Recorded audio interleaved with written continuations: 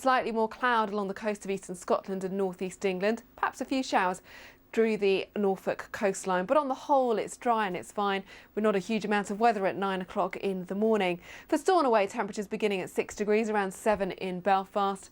As we look across Wales, for Holyhead around 10 degrees. You can see slightly more cloud for northeast England through Lincolnshire and Norfolk, but those southern counties having a sparkling start to the day with the sunshine out. Temperatures for Devon and Cornwall, Barnstaple and Plymouth at around 10 degrees. Temperatures will struggle throughout the day though, despite that sunshine, particularly along that northeast coast with a breeze coming in from the North Sea, which is still pretty chilly at this time of year. So just about getting into double figures through parts of Aberdeenshire and in towards Newcastle. But with the sunshine further south and west, we could just get up to around 15 to 16 degrees. Through Sunday, a real change in the weather to the south. We've got quite a deep low moving up from the Bay of Biscay. We've been tracking its forecast, but we're gaining in confidence that it is going to bring with it some clouds, some rain across southern counties of England and South Wales. To the north of that, not too bad in that it should stay mostly dry and brown, maybe across western Scotland, a little bit more cloud, rather damp and drizzly here, but the heaviest of the rain through southern areas. And all of us seeing temperatures really struggling, just highs of 13 to 14 degrees. And that sets us up for a very autumnal week next week. More details. Hello, these are the latest BBC News headlines. Crowds of Libyans have stormed the headquarters of an Islamist militia in Benghazi, setting fire to the compound and forcing members to flee. Earlier, thousands of people marched through the city in support of democracy and against armed militias. It comes just over a week after the death of the US ambassador to Libya. The US presidential candidate Mitt Romney has lifted the lid on his finances for the last year in a bid to counter allegations that he pays too little tax. He and his wife earned $13.5 million, paying an effective tax rate of about 14%. Violent protests across Pakistan have left at least 19 people dead. Thousands took to the streets to demonstrate against an anti-Islamic video. 14 were killed in the port of Karachi and a further 5 died in Peshawar in northwest. In Islamabad, police used tear gas to stop protesters from reaching the embassy district. The man charged with the murder of the 2 police officers in Greater Manchester has appeared in court amid a huge security operation. As well as the murders of PC's Fiona Bone and Nicola Hughes, Dale Cregan has been charged with the murders of father and son David and Mark Short and with 4 attempted murders. A 15-year-old boy was also arrested in connection with the murders of 2 police officers but later released on bail. Well, that's it from me. Adnan Nawaz is back here at 2 o'clock, but now on BBC News it is time for Click. Oh, I just can't get a signal. Good. Hello, is that We Deliver Anywhere Pizza?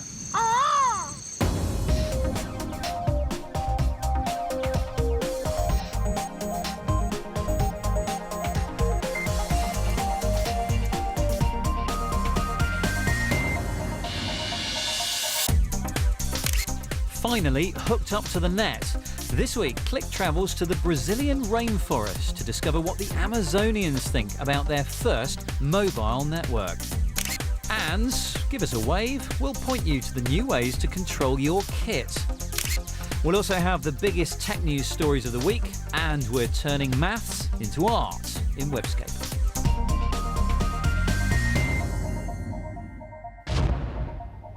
Welcome to Click, I'm Spencer Kelly. These things are pretty handy, aren't they? And in fact, for developing nations, they are essential because many of them have skipped putting in the expensive telephone networks into the ground and they've gone straight to mobile. And that means that there aren't actually many places in the world where you can't get a signal these days. But one such place, until very recently, was 300 miles up the Amazon River in Brazil, deep in the heart of the rainforest. And that's where we sent Dan Simmons. It was nothing personal. He was there to report on one of the last places on Earth to get a signal.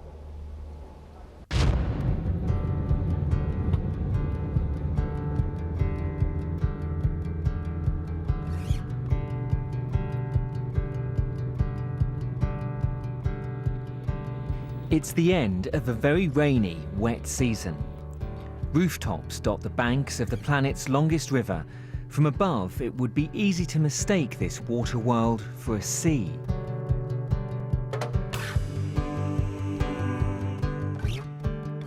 Until recently, modern mobile telecoms had yet to reach here.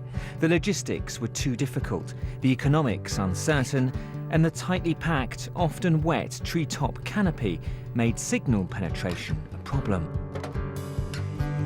When we land, a boat awaits us. We're hundreds of miles from the mouth of the Amazon beyond the nearest town, Santarém, when we float past a small resort that's seen much more rain than expected.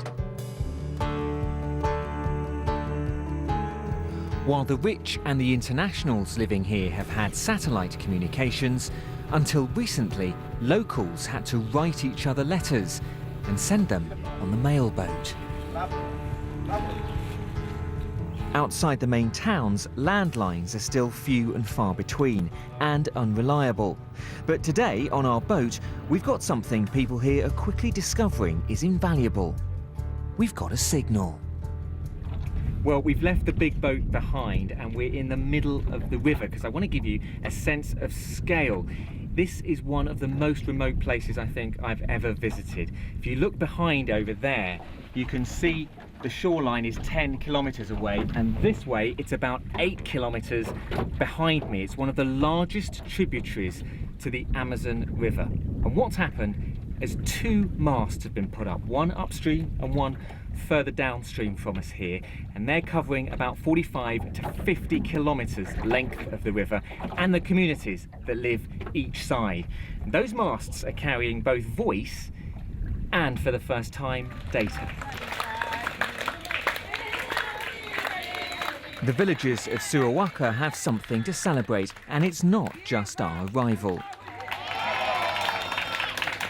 For the past 12 months, an experiment has been going on here, and its designers, including Swedish telecoms giant Ericsson, have come to see the results. The traditional classroom setup still remains, but now there's something new to get excited about.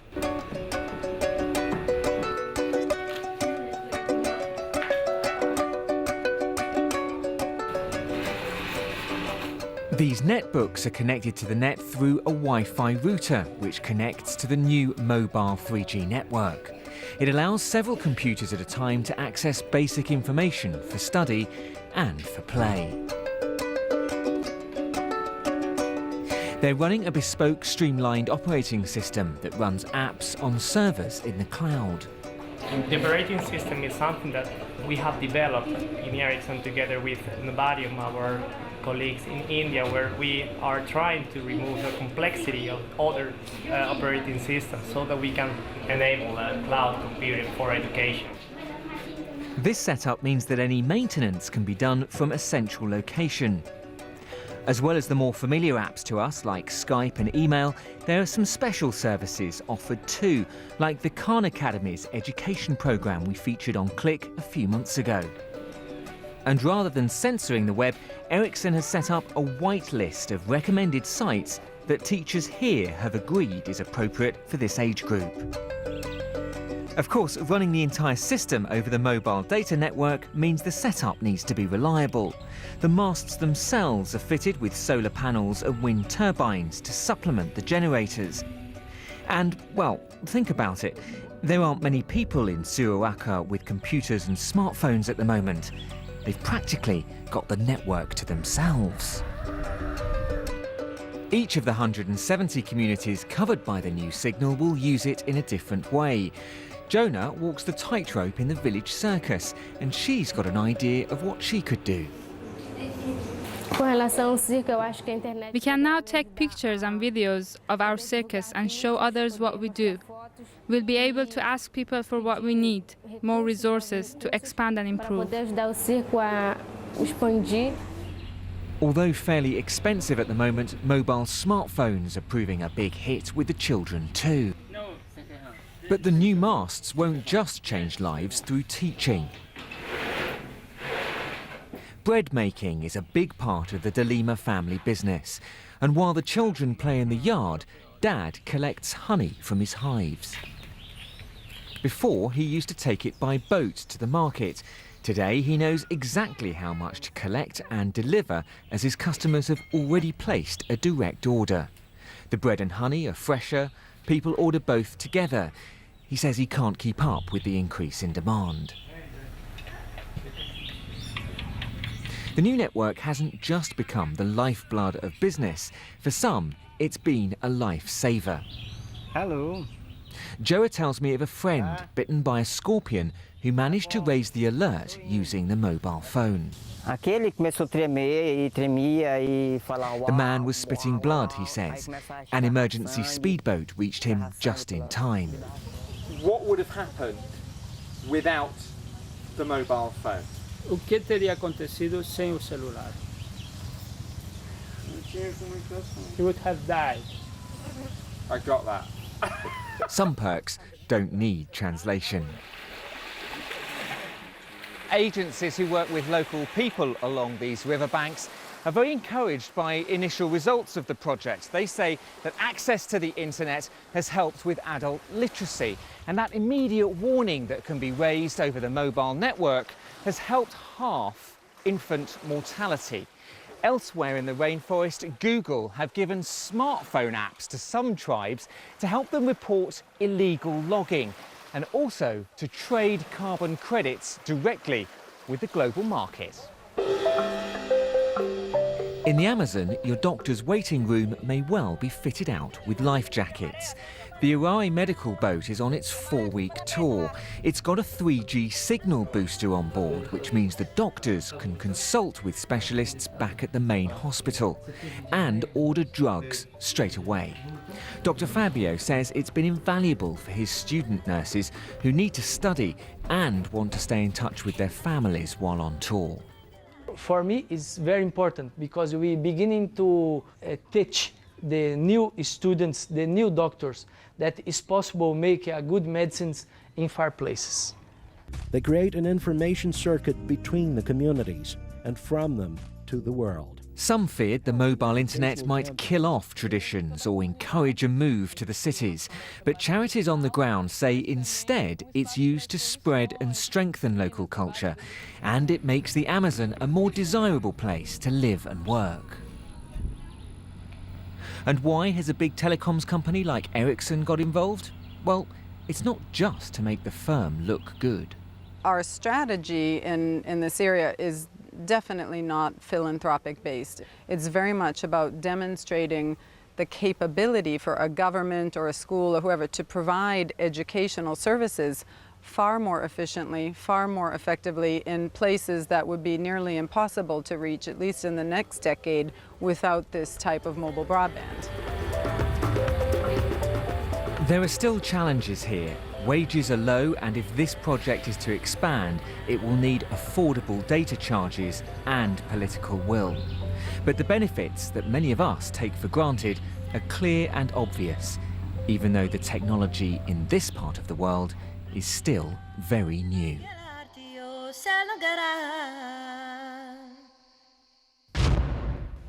Dan Simmons in the Amazon rainforest on the data connections that are changing and saving lives. OK, next up, a look at this week's tech news. Microsoft is urging Internet Explorer users to download a free piece of security software from its website after researchers found a rare type of security flaw. The so-called zero-day exploit affects browsers on XP, Vista and Windows 7 and potentially allows hackers to take control of users' PCs. The news will do little to halt the demise of the once dominant browser. Indications are that Google's Chrome is now more popular. Sony is to release a new slimline PlayStation 3 again. The new lightweight model will be out within the month and also includes extra storage, as well as the option of a flash storage drive for the UK market. The struggling electronics giant will hope it can breathe one final lease of life into the console before it releases an entirely new model, possibly at the end of next year. Google's newly acquired baby Motorola has released a new phone featuring a chipset from Intel as it tries to get a foothold into the smartphone space. The Razer I emphasises long battery life, claiming up to 20 hours, with software that studies the handset's use before suggesting times to switch off functions like Bluetooth and GPS. And finally, as Apple's iPhone 5 makes its debut amid record orders, its smartphone rival and legal combatant Samsung has taken a sideswipe at the new handset. The Korean electronics maker posted an ad in the US showing off all the features the iPhone lacks compared to its flagship model, the S3. Come on guys, kiss and make up. You know you want to.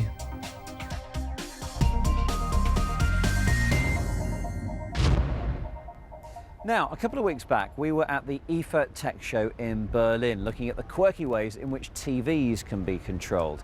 But this week, Lara Lewington's been trying out the new nifty methods of commanding all your pieces of tech, from laptops to mobile phones.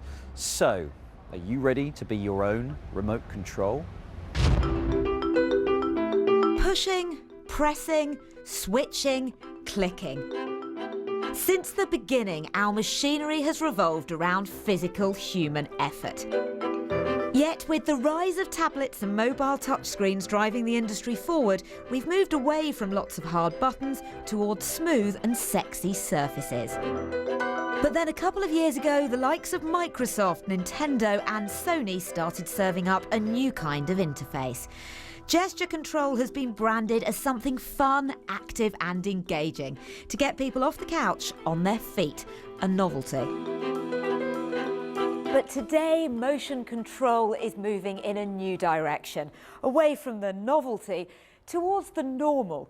Gestures are now being marketed as a way of controlling all of your devices, whether it's your TV, your laptop or even your mobile phone. And without even laying a finger on them. Now, when it comes to being able to use gesture control, it's all about having the software. On most of these devices, that will come pre-installed. So, for example, if you want to use it on your laptop, it means that you'd be able to do a PowerPoint presentation or listen to music or surf the web by just using some simple swipe gestures. Now, we also have here an Android tablet. If, for example, you were reading a book on that and you didn't want to have to hold the tablet, you didn't want to have to keep pressing something to keep on turning the page, then, well, moving your hand across it, just like this, should actually allow you to be able to look at the next page. And on this Android mobile phone, you already have the software pre-installed. Now that means that it's deeply integrated into the operating system, so can be used with a lot of the phone's functions. Whether you're playing music, playing a game, or you're surfing the web, you can do a lot of that by using gestures. And with motion recognition being within your phone settings, you can switch it on or off in the same way that you would do your Bluetooth or Wi-Fi. And soon, developers are going to be able to use this technology when developing apps for iOS as well. You can't touch this. And the hardware required for the system to work? A standard 2D camera that you get these days in pretty much any mobile device, and most recently are being integrated into your tellies too. So if you fancy kicking back and watching a movie with your mates, say goodbye to fighting over the remote, because there isn't one. The camera uses a combination of face and hand recognition to focus on just one person at a time, meaning that any excitable children in the room won't lead to undesired channel hopping. If you keep on changing channel, moving your arms around a lot can get a bit exhausting, not to mention the fact that you may look a bit silly. But a new type of gesture control is now promising precision by placing the power into each of these. Fingertip following is being rolled out to improve accuracy of gesture control. Microsoft released the technology last year as part of their Kinect Fun Labs kit, and other companies are now following too. Not only does it refine the interface and give the user a more subtle experience, but it also gives our arms a rest. We believe in very small, intuitive, comfortable, effortless motions. And the smaller they are, whether they are in the wrist or in the finger, it's harder to get from a technology point of view, but we want the users to adopt it. So we are putting the effort, we are putting the resources, we're doing the research and coming up with great technology that using existing hardware, existing cameras, can even track your finger up to 4 or 5 meters away. But when it comes to the camera picking up your movements, well, it can be rather frustrating to say the least. The camera needs time to focus on its subject, so you need to make sure your face and fingers are in frame. And And it's not actually that intuitive. There are still very specific motions one has to grasp. And when it does feel like working eventually, because it can be a little temperamental, there are a limited number of gesture controls.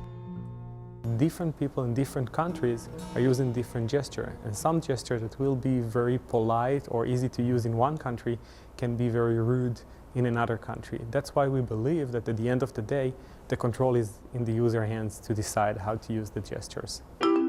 Although designed to enhance user experience, is this really how we want to control our devices? Arguably, it's more reassuring and, in many cases, more useful to have direct physical contact with our gadgets. Well, touchscreen manufacturers are now toying with the idea of going back to buttons, but at the same time not compromising their sleek design, which for one Californian company means big business. We've created a way where you can have physical buttons that come dynamically out of the window of your touchscreen. So imagine you've got your iPhone. In fact, it's the classic iPhone versus BlackBerry problem where with the screen of the iPhone, you would have physical buttons that actually rise out of the screen. So you'd be able to feel the buttons, you'd rest your fingers on the buttons and push the buttons up and down, most like you would do with a normal physical keyboard. But when you don't need the keyboard, the buttons recede, so you can't see and you can't feel them in the off state. I also, on my tablet computer, I also want to be able to write emails or write reports, and I struggle to do that with the soft keyboards. So the real benefit of what we're doing at Tactus is you still get all the benefits of today's advanced touchscreens. What we're doing is we're solving the remaining problem by making them tactile in a way that's dynamic and on demand. So until motion control becomes a more reliable and realistic method of using our technology, our fingers are likely to remain stuck to our screens and our handsets firmly in our hands. Lara Lewington taking the touch out of tech. OK, it's time for Webscape now, and we start this week with a topic which many of us struggled with at school, geometry. And don't panic, I promise I'll make this relatively painless, because Kate Russell has found a new angle on an old subject. I like to get dressed up on a Friday night and throw some shapes. Don't worry, I'm not going to subject you to my dancing as well as my singing.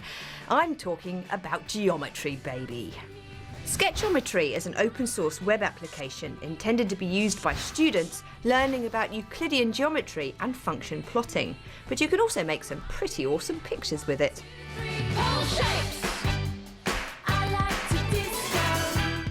It's built using HTML5, so it runs on all modern browsers. But to be honest, you're going to get a lot more out of this app if you use it on a tablet, as the browser-based interface has been built to respond to multi-touch commands, like pinch, zoom, and rotation.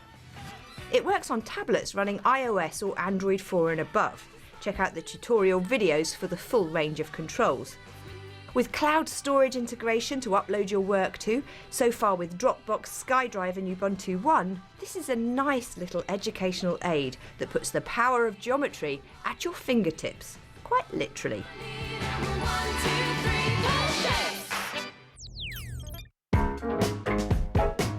Videoland's VLC media player has gained a reputation for being able to crunch through pretty much any type of file, without having to faff about downloading extra codecs and bits of software to make it play. Now the app's been ported across to Android with the free VLC beta.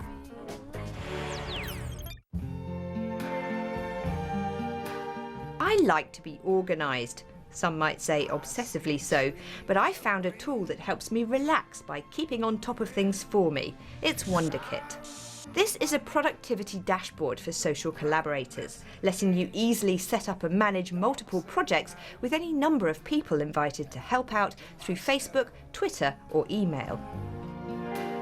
What a wonderful world. Whether you're organising a team for a work project, arranging a group holiday or birthday party, or even setting up a band with your mates, you can use this simple interface to make sure everybody knows what they're doing and gets it done. No excuses, nowhere to hide. Brilliant. Projects can be private or public, which is a nice way to get followers to support and encourage you in an endeavour. Track overall progress on the dashboard, assign tasks and keep notes and research material, all in one nicely packaged interface.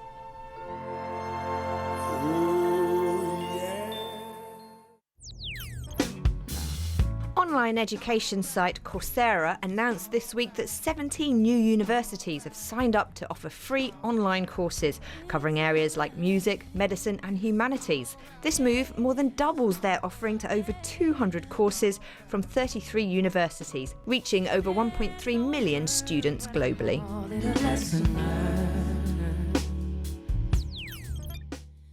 Apple's latest mobile operating system is being rolled out this week. Among other things, iOS 6 offers improved camera functions, Facebook integration, shared photo streams and FaceTime over mobile. As expected too, Apple has declared independence from Google by removing YouTube integration and including their own map service instead of their rivals. Sadly, I haven't been able to download the upgrade yet due to server overload. With any new operating system, there can be teething problems, but these usually get fixed pretty quickly with updates. There has been a lot of dissatisfaction over the Maps issue, but if you want to check what others are saying before you jump, the Apple Support Forum on their website is a good place to start. Thank you, Kate. That was Kate Russell. She does Webscape and she does it very well. And you will find all of her links at our website, bbc.co.uk/click. And while you're there, you can also check out examples of our previous work in video and text form. And if you'd like to get in touch with the programme, please do tweet us at BBC Click or email click@bbc.co.uk. But that's it for now, I'm afraid. Thank you very much for watching and we'll see you next time.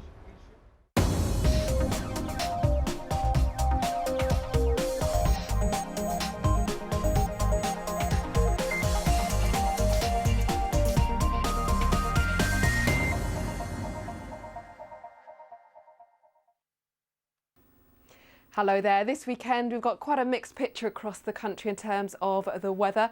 It's going to start off on a rather chilly note, but at least there'll be some sunshine around there. May even be a touch of frost in one or two places.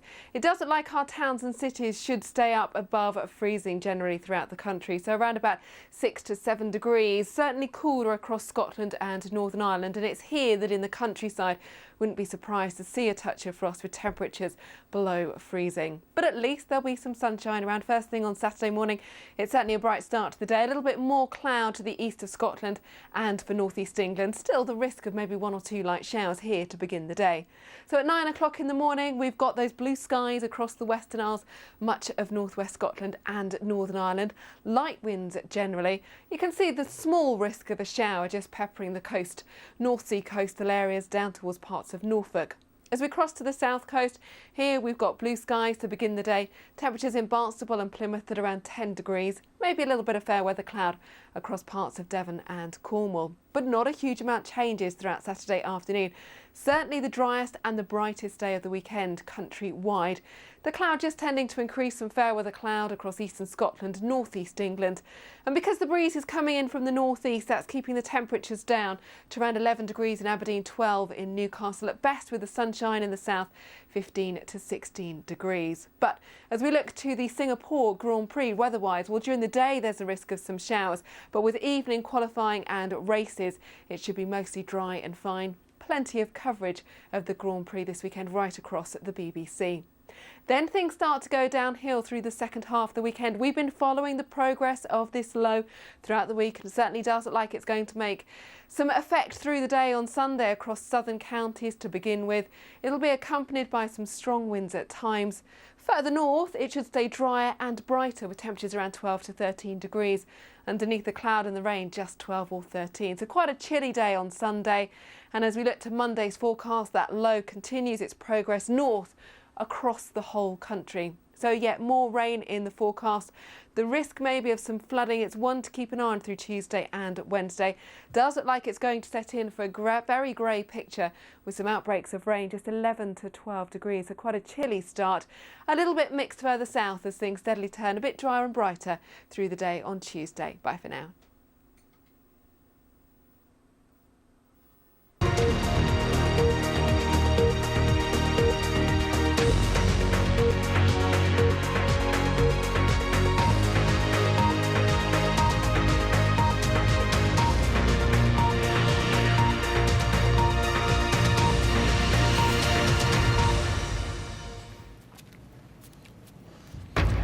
11 days after the death of the US ambassador to Libya, thousands staged mass rallies against Islamist militias in Benghazi.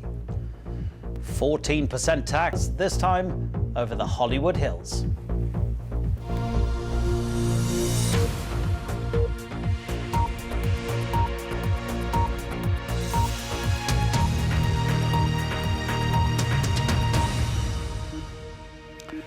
Hello, welcome once again. Hundreds of Libyan protesters in Benghazi have stormed the headquarters of the Islamist group Ansar al-Sharia in a backlash to last week's attack on the US consulate in the city.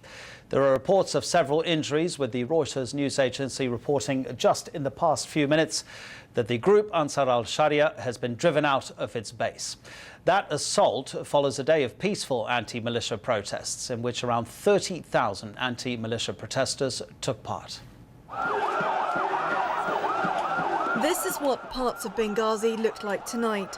Pro-government activists driving out rogue militia groups from their headquarters. Eyewitnesses say several militia bases have already been taken over by Benghazi military police and protesters. These pictures appear to show activists storming the headquarters of Ansar al-Sharia, an extreme Islamist brigade. It's believed this group was involved in the fatal attack on the US consulate last week, though they have denied